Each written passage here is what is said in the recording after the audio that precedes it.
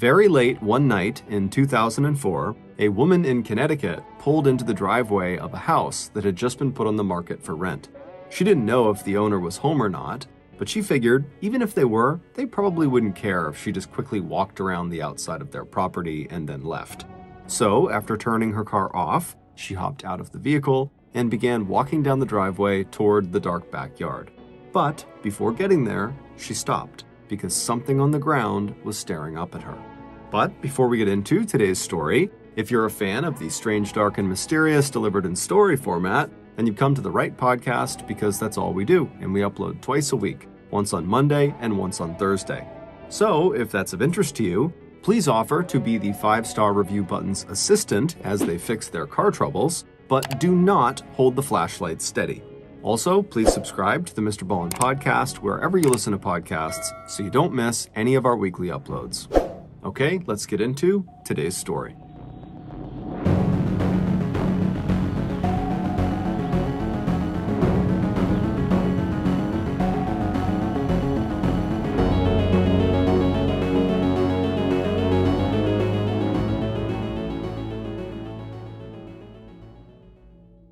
It was early March 2004, and Dr. Eugene Malov was a man who had just received very good news. As the scientist headed from his home in Pembroke, New Hampshire, to his small publishing company located just 7 miles away in Concord, he looked out the window of his dark green Dodge Caravan minivan. The narrow local road that would take him to Route 3 and then north to the state's picturesque capital was hemmed in on both sides by a thick border of trees. No matter how many times Eugene made this drive, he was always struck by the natural beauty that surrounded him. And now, as he looked at the postcard perfection of the New Hampshire mountains, forests, and rushing streams, he suddenly felt hopeful that the research he was doing would help preserve the beauty of this environment for generations to come. If his 2 children and his brand new first grandchild were going to enjoy the cool summers and clean air that he'd grown up with, then the United States and the world had to find a power source that was cleaner, cheaper, and safer than burning natural gas or fossil fuels. And Eugene, along with a small handful of other scientists, was absolutely positive that he already knew what that power source was: cold fusion. Also known as low-level nuclear reaction, cold fusion is a revolutionary way to create unlimited energy by forcing a nuclear reaction to take place at room temperature and under normal pressure. It's actually the same kind of reaction that triggers the energy released by the explosion of an atomic bomb. The very good news that Eugene had read that morning was in an email from a high-profile science writer saying that the U.S. Department of Energy had finally agreed to review all the research and evidence supporting cold fusion as a viable energy alternative that should be funded and studied at the government level. Although the upcoming review was not yet public knowledge, Eugene knew that the implications were potentially huge, because up to that point, cold fusion was mostly ridiculed as being a foolish idea straight out of a science fiction novel. But now, if the government stamped their approval on cold fusion, it would totally disrupt the world energy production industry. And more specifically, it would cost jobs and money for a lot of people who worked or invested in fossil fuels. The concept of cold fusion had first made public headlines back in 1989 when 2 electrochemists working at the University of Utah claimed to have discovered the chemical process that led to cold fusion. And for a while, it was the breakthrough in energy research that everyone, including Eugene, was buzzing about. But when no one else could replicate the scientists' results, it didn't take long before people began accusing the electrochemists of faking their results, that cold fusion was just a hoax. But over the years, after reviewing all the science and data, Eugene had gone from being a member of the mainstream cold fusion skeptics club to conducting his own experiments and research that convinced him that cold fusion was possible. In fact, as far as Eugene was concerned, cold fusion was not just a theory. It was a scientific certainty that would transform people's lives and save the planet from global warming. And, especially with the U.S. Department of Energy review adding to his credibility, Eugene knew that he had the brilliance and academic pedigree to totally back up his claim that cold fusion was not just a crazy pipe dream.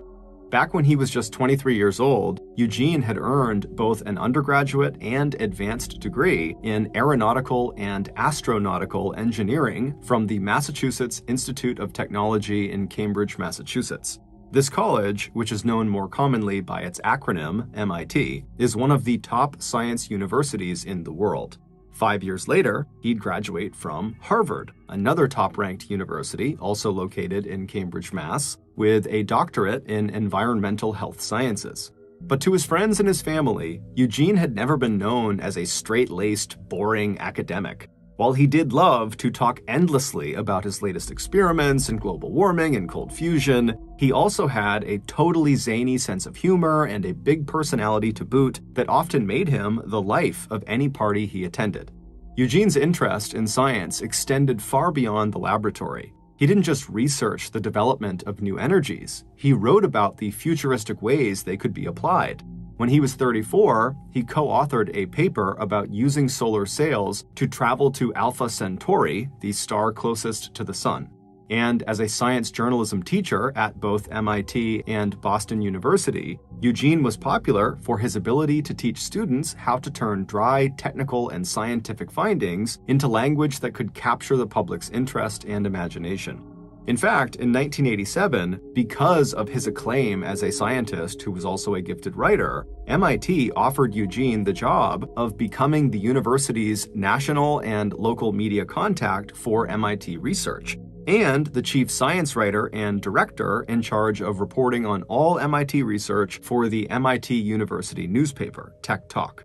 And during all that time, Eugene continued focusing his energy and genius on what had become his personal crusade, exploring and understanding cold fusion. So 4 years later, in 1991, it did not come as a big surprise to his fellow scientists and colleagues when Eugene published a book on cold fusion that was nominated for a Pulitzer Prize, one of the most coveted awards in literature. What did surprise the scientific community was Eugene's decision, also in 1991, to resign from his high-paying job at MIT and to accuse the prestigious university of deliberately hiding cold fusion data so it could protect its reputation and its funding for more conventional nuclear fusion research. After leaving MIT, Eugene totally embraced his new role as an outsider, a highly respected and credentialed scientist and writer who challenged his more traditional and mainstream colleagues to push the limits of invention and theory. He began working as a consultant to U.S. corporations and investment firms doing research and development in cold fusion. In late 1994, he founded his own magazine called Infinite Energy, and with the money from an anonymous donor, he also set up his own nonprofit organization called New Energy Foundation that built a laboratory for testing new technologies. In 1998, Eugene was the technical advisor for the Hollywood thriller The Saint that centers around the theft of a newly discovered formula for cold fusion.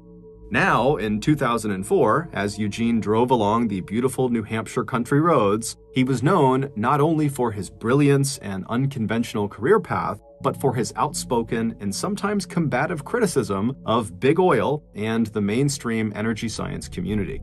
As Eugene turned right onto New Hampshire Route 3, the narrow highway that would take him the rest of the way to his office in Concord, he'd already decided on the headline for the article he'd be writing for the May-June issue of his magazine, Infinite Energy.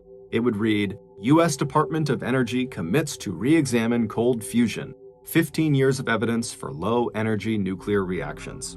After pulling into a parking space out front of his magazine headquarters, Eugene hopped out of his car and headed inside where he celebrated this victory with his little 4-person staff. Over the next few weeks, Eugene put off everything else in his life so he could work exclusively on the article for the next issue of Infinite Energy. And only when it was finished did he really turn his attention to another, totally separate, personal problem that had been coming to a head over the last several months. Back in the spring of 2003, a little more than 1 year before the review of cold fusion was announced, Eugene's parents were ready to sell their house in Norwich, Connecticut, where Eugene had grown up. Eugene's dad had been a plumber, and his mom had been a math teacher, and then once they retired, they moved away from Norwich. And for more than a year, the white craftsman-style home on Salem Turnpike in the middle of the old mill town in eastern Connecticut had been sitting vacant. But Eugene, who was an only child, had very fond memories of the house with its arched windows and doorway. He'd spent hours when he was young lying out in the backyard of that house, looking up at the stars while he imagined scenes from the hundreds of science fiction books he loved to read. So he persuaded his parents not to sell the property, but to rent it out instead. This way, they could keep the place that held so many happy memories, and Eugene, who said he would manage the property for a small fee, could pull in some much-needed extra income. Ever since Eugene had left his high-paying job at MIT to focus on his magazine and foundation, money had become tight, especially in the last year when his fundraising efforts had fallen short and he'd been forced to shut down the research lab at Infinite Energy and lay off 3 of his lab technicians. Eugene had even gotten his own real estate license to help cover family expenses and keep his magazine afloat, but it still just wasn't really enough. And so this rental property opportunity was a lot more than just nostalgia. This was a big financial opportunity for Eugene and his wife of 34 years, Joanne. So in May of 2003, Eugene's first tenants at his family's home moved in, Patricia and Roy Anderson. And at first, everything was great. Then, in January and February of 2004, the couple missed paying their rent. As a licensed real estate broker, Eugene knew that he could have started eviction proceedings within 2 weeks of non-payment. But Eugene and his parents did not want to just kick the couple and their 26-year-old son off the property unless that was their absolute only option. But after months of sending the tenants dozens of legal notices that rent was due and never hearing a word back, the matter unfortunately went to mediation, which is when a neutral third party steps in and helps the two sides resolve their issues. Eugene and the tenants would eventually work out an agreement that gave the Andersons until mid-April 2004 to move out of the house. And, true to their word, the Andersons would leave on time, and they would move into a new apartment about 20 minutes away. But despite getting the property back, Eugene knew that it was not ready to be rented out again. Soon, he would have to get over there and make some repairs and do some lawn work and remove some belongings that the Andersons appeared to have just left behind. But for now, with the May-June issue of Infinite Energy finally out on the newsstands, Eugene, who had not had a day off in weeks, decided to take a little break from his responsibilities. So he and Joanne arranged to take a short vacation and go to Seattle, Washington to visit their newly born first grandchild. This flexibility was one of the things that Eugene had enjoyed the most since leaving MIT. He missed the big paycheck, but really, Eugene had never been much of a 9-to-5 company man. Still strong and in good shape, with receding but still thick dark hair, a graying beard, and glasses, Eugene threw himself into physical work and social get-togethers with the same energy that he brought to conducting cold fusion experiments in the basement of his New Hampshire home. His wife, Joanne, was just as outgoing and sociable as her husband, so they were both excited about seeing their daughter and son-in-law, meeting the new grandbaby, and exploring the largest city in the Pacific Northwest. And once there, everyone knew that Eugene would spend at least a few hours in various Seattle coffee shops chatting with environmentally conscious hipsters about global warming. Before leaving for Seattle, Eugene had emailed his colleagues in the scientific community about the pending Department of Energy review of cold fusion, and he urged them to make the potential role for cold fusion a key issue in the 2004 presidential campaign that was now underway. It was clear Eugene wanted to rattle a few cages amongst the cold fusion skeptics. After returning a few days later from Seattle, all Eugene really wanted to do was dive right back into his cold fusion research. But before he could do that, he knew he had to head back down to Connecticut and prep the family property so it could be rented out again. So, bright and early on Friday, May 14th, 2004, Eugene put on his khaki work pants and white t-shirt. He hopped into his Dodge Caravan, decorated with cold fusion decals, and made the 2.5-hour drive south to begin the big cleanup. Eugene liked physical work, and he was actually looking forward to getting the property back in shape. The mediation/eviction process had been quite stressful, and it had cost him some money, But in the end, both he and the Andersons had actually parted on good terms. When Eugene arrived at 119 Salem Turnpike, he felt a familiar sense of affection for the place where he had grown up. The house was set close to the road, and the road was now a lot busier since he was a kid. And then as he kind of looked around, he felt a little pang of regret that so many of the houses on the block that he had grown up with had given way to fast food restaurants and shabby strip malls. There were some big trees on the Malov property, and their driveway extended from Salem Turnpike straight back to a detached two-car garage in back. Once in the backyard, the house itself blocked the view of the street and muffled the sound of traffic. It was actually one of the property's best selling points, that the backyard felt much more private than the location of the house suggested. Eugene turned his car into the driveway and drove down it until he came to a stop right in front of a big green dumpster that he had rented that was positioned right outside of the garage. After getting out of his car, Eugene walked over to the back door of the house, he unlocked it, and went inside to use the first-floor bathroom. Afterwards, he went back outside, tossed his empty coffee cup into the dumpster, and then he made his way into the detached garage to start clearing it out. Over the next couple of hours, Eugene threw a lot of the junk in the garage out into the dumpster, he cut the grass, and he got a chance to chat with the next-door neighbors and put out the word that, yes, they were looking for some new tenants. Eventually, Eugene went back inside of the house and began removing some of the random possessions that the Andersons had left behind. By mid-afternoon, Eugene had called his wife, Joanne, to let her know that he was making good progress, but there was still a lot to do, and so he probably would not be back until at least 9 p.m. It was late afternoon when Eugene, who was working in the back of the house by this point, heard a car pull into the driveway. From where he was standing, he couldn't see the car because the house was blocking his view, so he just stopped what he was doing and listened for a second. A second later, Eugene heard two car doors open and then slam shut in the driveway. Eugene likely believed these were people who had maybe seen his for rent sign, which was out front, and they were just looking for more information about the property. So Eugene made the short walk from behind the house over to the driveway, and when he turned the corner and looked up the driveway toward this new parked car, he had to squint because the sun was beaming down on his face. As he strained his eyes to see who was there, he made out two large men he did not recognize walking toward him. Before Eugene could even ask their names or what they wanted, the two men rushed up to him and began kind of muscling him backwards.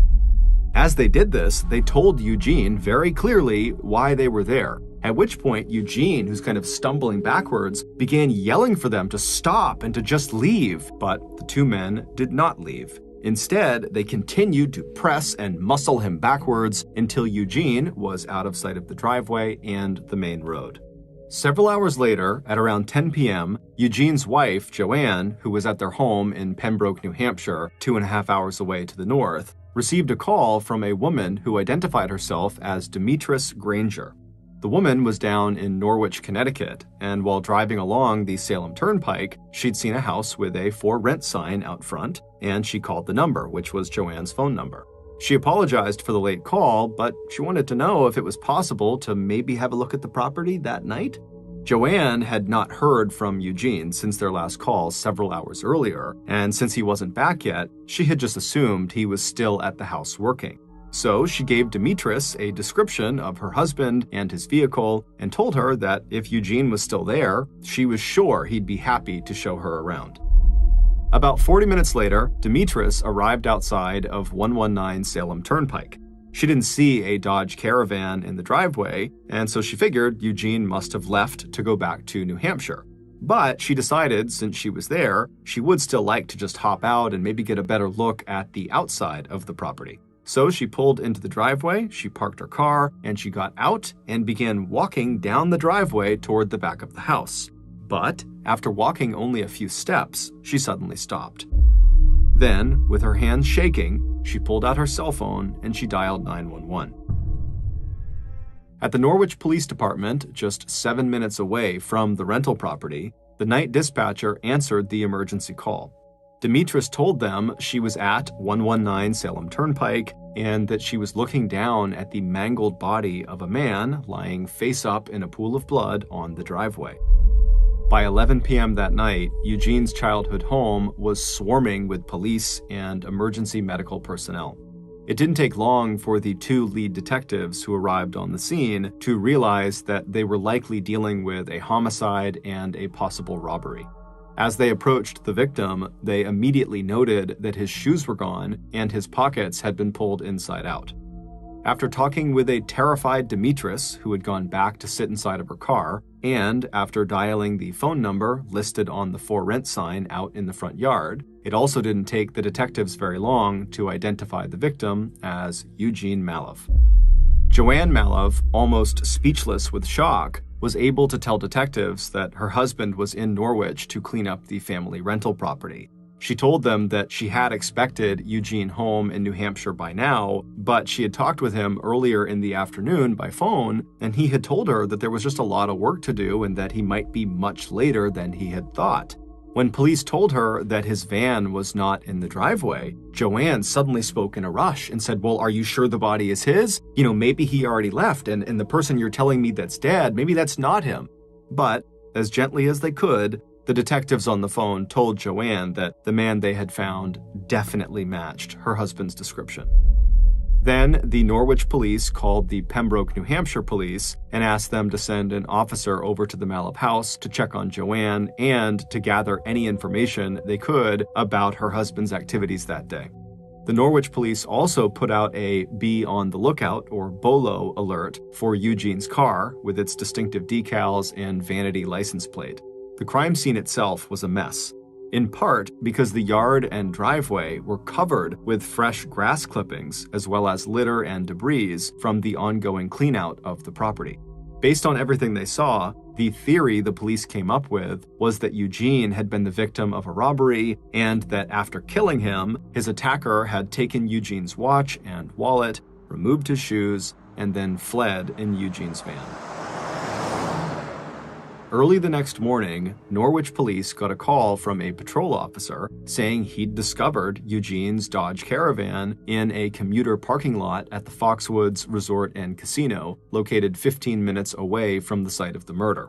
A forensic examination of the vehicle showed no signs of any fingerprints on the steering wheel or on the car door handles. The engine and exhaust pipe were cool to the touch when the car was found, so police knew it had not been driven recently and was probably left there immediately after the murder. Security cameras at Foxwoods didn't help either. The night had been cloudy, damp, and hazy, and there was no footage that showed the vehicle or its driver entering the lot or parking the van. The only time frame that the police could come up with for the killing was that it must have happened between early afternoon, when Eugene called Joanne, and 8:30 p.m., which was when a neighbor had noticed that the Dodge Caravan was no longer parked in the driveway. Within 24 hours of the murder, the news that a prominent MIT scientist and cold fusion advocate had been found dead was making local and national headlines. And it didn't take long before the brutal but straightforward robbery-homicide theory got a lot more complicated. Even as police in New Hampshire interviewed Joanne Malov and her two children, and police in Norwich started tracking down other persons of interest, like the Malovs' former tenants, the science community that studied nuclear and cold fusion, as well as other potentially significant alternatives to fossil fuels, began buzzing with rumors and speculation. And the lead detectives on the Malov case were about to get swept up into a high-stakes world of scientific research and intrigue. As police started interviewing Eugene's colleagues and co-workers, his closest friends in the scientific community hinted to police that not everyone would have wanted Eugene to succeed in his quest to discover the secret of cold fusion and a potentially unlimited source of cheap energy. And based on those rumors, and the fact that Eugene's vehicle had been found several miles away with no fingerprints on it anywhere, people began to speculate that this could have been a professional hit or maybe a revenge killing. And these speculations quickly began to appear in the media, with headlines like, "Were those with financial stakes in the big gas and oil companies trying to stop cold fusion research?" Meanwhile, police interviews with the Malov family quickly confirmed that no one in the family had either the motive or opportunity to kill Eugene.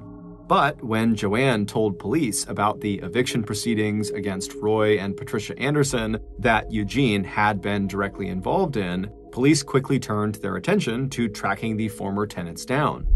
Almost immediately, they got a tip from a neighbor who had been friendly with the Andersons that led police to the Andersons' 26-year-old son, Chad Schaefer, who had lived in the house on 119 Salem Turnpike with his parents. And Chad, who was totally shocked at the news of Eugene being found dead, would tell police that he was not directly involved in the eviction proceedings. That was something that Eugene and his parents handled. But his impression was that his parents and Eugene had ended things on relatively good terms. When asked, Chad told police that he had been at his apartment with his girlfriend and newborn baby on the day of the murder. As for his parents, he didn't know for sure where they had been on the day of the murder, but he believed with relative certainty that they had been at their new house in Montville, Connecticut. So police would go to Roy and Patricia's house in Montville, and the couple would be just as shocked by the news about Eugene as their son was, and they would say they were home on the day that Eugene was killed. And when asked about the eviction, Roy and Patricia's story would match their son's. They said that they had not been happy about being evicted, obviously, but ultimately they had managed to end things on fairly good terms with Eugene and his family. And so after the police left the couple's home, they realized that they had no leads. Everything had turned into a dead end. Everyone had an alibi and no one knew what happened. But soon, the police would catch a huge break, or so they thought. Within days of Eugene's body being discovered, the police actually arrested 2 men for the murder. The men had been on a drug-fueled burglary spree in the Norwich, Connecticut area at the same time that Eugene was killed, and so they seemed like the perfect suspects. But after being held in jail for 4 years, it would turn out the state's forensic lab had actually mishandled a key piece of evidence, falsely linking the 2 burglars to the homicide. While the 2 men would go on to be tried in court for their burglary spree, the state had no choice but to drop the murder charges against them and apologize. But that mistake was much more than just embarrassing for law enforcement. It meant that for the last 4 years that they were focused on the wrong suspects, the police had done nothing for Eugene's murder. They had not investigated anything else. They believed they had their suspects. And so now Eugene's murder was just a cold case. But in November of 2008, which was right after the 2 wrong suspects were released, the state of Connecticut formed a special cold case task force of state and local law enforcement personnel that began aggressively reinvestigating Eugene's murder. 3 months later, they held a press conference announcing that they were now offering a $50,000 reward to anyone from the public who came forward with information that would lead to Eugene's killer. While the task force declined to give any details about their new investigation, Detective Jim Curtis told reporters that during their first 3 months on the case, they had already come up with at least one very promising lead. The news of the possible lead and the $50,000 reward electrified the scientific community. Even researchers and scientists who had disagreed with Eugene about cold fusion had soon realized that his death had left a huge void inside the field of new energy research. And Eugene's friends and his staff at Infinite Energy, who had managed to keep Eugene's publication afloat even after his death, had not only missed him and his brilliant mind, but they also just wanted answers. Who killed Eugene and why? The big new lead that Detective Curtis had referred to during the press conference related to a particular set of keys. On the night of May 14th, 2004, which was the night Eugene was found, the police would immediately notice that the entire property was covered in grass clippings from when Eugene had cut the grass earlier. There were clippings still clumped up on the grass, the clippings were out on the driveway, they had blown into the garage and out into the street in front, and all the litter and debris that was scattered around the property from the cleanout of the house, that too was covered in grass clippings. But there was a set of keys that had a distinctive plastic tag attached to them that had a picture of the sun on it, as well as the name Brittany on the keychain, that were found near Eugene's body, but these keys did not have a single blade of grass on them. Instead, it looked like they were dropped on top of some loose clippings, meaning they had to have been dropped later in the night, well after Eugene had cut the grass. And so maybe these keys were not Eugene's. Maybe they were the killer's keys, and they had accidentally dropped them during the attack. But despite this very promising lead, the police got nowhere with it. Then, roughly 1 year later, in May 2009, a mother of 3 young children, enticed by the $50,000 reward, walked into the Norwich Police Department and announced that she had information about the Eugene Mallove case. The story she would tell police would not only lead them to discover who owned those distinctive keys, but also her story would completely break the murder case wide open, and it would turn out Eugene's murder had nothing to do with cold fusion. Based on what this woman said and the subsequent police investigation, here is a reconstruction of what really happened to Eugene Mallove on the evening of May 14, 2004. On the morning of May 14, 2004, Eugene packed his dark green Dodge Caravan with folded up moving boxes and bags of rags and cleaning supplies, and then he headed south from his home in Pembroke, New Hampshire to his childhood home 2.5 hours south in Norwich, Connecticut. He wished now that he had made more in-person visits to the property since renting it out a year ago to the Andersons, because not only had the Anderson family stopped paying rent, but they had also stopped treating the property with any respect. When they finally moved out after the mediation and the eviction, the place had become a total eyesore in the neighborhood. At one point, there were 2 non-working cars on the front lawn, and even though the Andersons did remove them when they left, they did not remove all the remaining extra car parts and bike parts that were all over the lawn, and there was just lots of trash and other debris basically strewn across the entire property. And to top it all off, Eugene would learn that the Andersons had been subletting out the basement of the house to help pay their $1,000 a month rent, which had resulted in a steady stream of kind of sketchy people coming in and out of the house that also did not treat the property with respect. And so when Eugene arrived at the house that morning, his plan was just to go in there and throw away anything the Andersons had left behind. After parking in the driveway in front of the dumpster, Eugene took a quick bathroom break inside of the house before going back outside into the garage to start throwing away whatever was inside of there. Over the next couple of hours, as he did this, he periodically glanced out the front doors of the garage up the driveway to Salem Turnpike, where he could see the curious glances from pedestrians and drivers, some of whom slowed down as they passed by the house to see what he was doing. Eugene likely didn't think much of them and just kept doing this big cleanout. However, what Eugene didn't realize was that one of those passerbys was a relative of the Andersons, and they didn't really know the full picture of what was going on. And so when they saw Eugene throwing away all of the Andersons' stuff, the relative pulled out her cell phone and called Patricia and Roy Anderson to tell them what was going on. A few minutes later, as Eugene was peacefully going about his work, across town at an apartment on Chestnut Street, Patricia and Roy's son, 26-year-old Chad Schaefer, and his 24-year-old girlfriend, Candace, heard Chad's phone ringing. He picked it up, but before he could even say hello, he heard his mother's angry voice. She had just gotten the word from that relative that Eugene was at their old rental throwing out the Andersons' belongings, and she was furious. She had been telling Chad for weeks to get over there and clean out the rest of their stuff, but clearly he had not done that. And so now she demanded that her son get over there and take care of this situation. Chad initially did not do anything. But as he sat there, he started to think about what he might have accidentally left behind at the property that now might get thrown away. And so eventually he decided he would head over and talk to Eugene. But before he headed over there, he decided he needed help from his cousin, 31-year-old Mozzelle Brown, who was well known to Norwich police and who had a past history of drug offenses.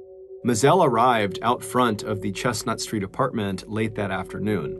On his way out the door of his apartment to go out and meet Mozzelle out on the road, Chad grabbed his own set of car keys from a hook and stuffed them into his jacket pocket. A few minutes later, the 2 men were in Mozzelle's car driving over to 119 Salem Turnpike. Once they arrived at the house, they turned into the driveway and they parked behind Eugene's van. As the two big men got out of the car and slammed their car doors shut, they saw Eugene step out from behind the back of the house into the driveway, and he was kind of shielding his eyes with his hands, and his face showed no sign that he recognized either of them. The two men wasted no time and walked right up to Eugene and began crowding into his personal space, kind of forcing him to start stepping backwards. But despite how intimidating this was for Eugene, when Mozzelle and Chad told him who they were and that he had to stop throwing their stuff out right now, Eugene was immediately defiant and said, "No, you had your chance to claim your stuff, you didn't, now leave." But instead of leaving, Chad stepped forward and threw the first punch in what would become a violent struggle that left Eugene's blood spattered on the side of his childhood home, on the garden hose lying across the backyard, on the doors of the cars parked in the driveway, and on the side of the green dumpster. When Eugene finally fell to the ground face first, Chad and Mozzelle took turns beating him literally into the ground with a metal pipe they found on the floor of the garage. Eventually, the two men stopped and just stood there in silence, sweating and breathing heavily while they stared down at the horrible damage they had inflicted on Eugene. Then, almost like snapping back to reality, the two men looked around them to see if anyone had seen them.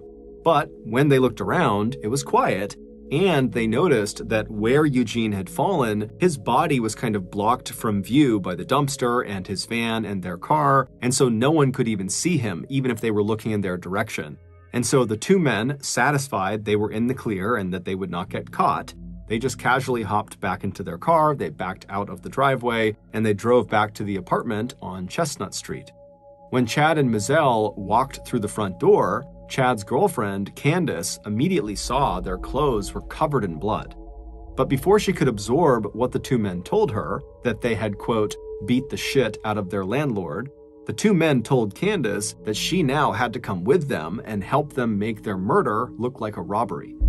Candace put her newborn baby in the crib, and then she, Chad, and Mozzelle left the apartment and returned to 119 Salem Turnpike.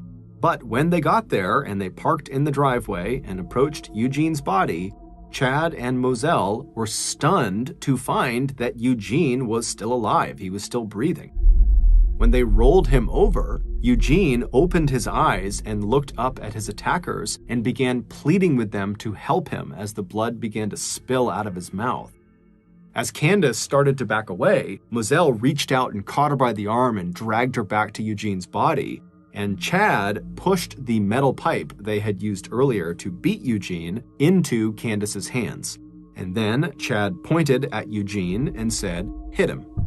When she didn't respond, Chad slapped her and said if she didn't do as he told her, they'd kill her too. And so Candace gripped the pipe, she raised it over her head, and as she did this, Eugene begged them to stop. But seconds later, that pipe came crashing down directly onto his face. After she hit him, she handed the pipe back to her boyfriend, and then Chad and Mozzelle began taking turns smashing and kicking Eugene's face and body until they were so tired they had to stop. By the end of the second beating, Eugene would have 32 significant lacerations on his face and neck, and a stab wound on his right forearm.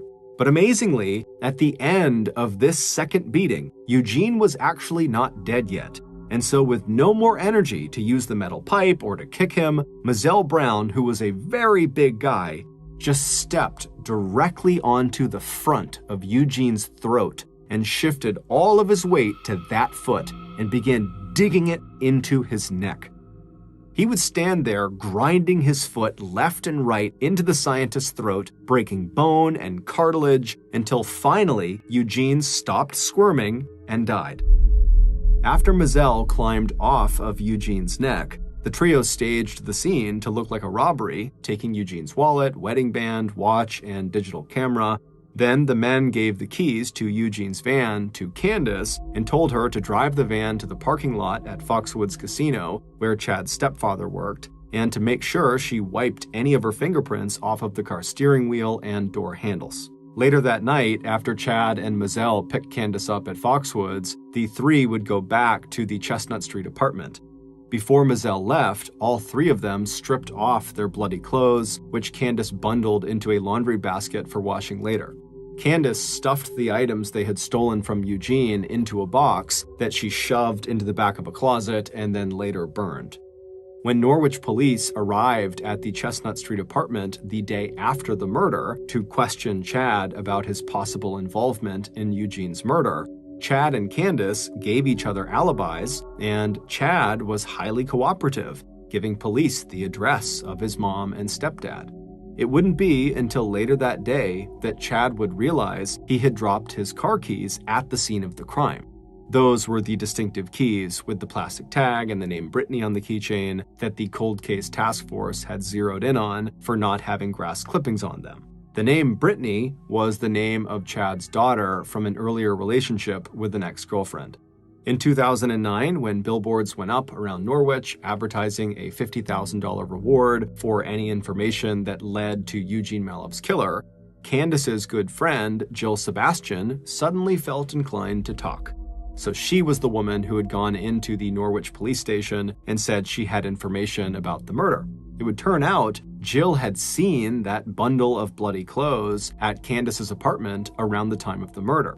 Not only would Jill's boyfriend, Keyshawn Delavan, confirm Jill's story, but he also told police that he had personally heard Chad and Mozzelle boast about beating the Andersons' ex-landlord to death. The couple also told police that Chad and Mozzelle had been selling crack cocaine out of the Malov rental property, and that when they heard that Eugene was doing a cleanout, they started to worry that he might find some of those drugs in the garage. And so when they went over there, they really needed Eugene to stop.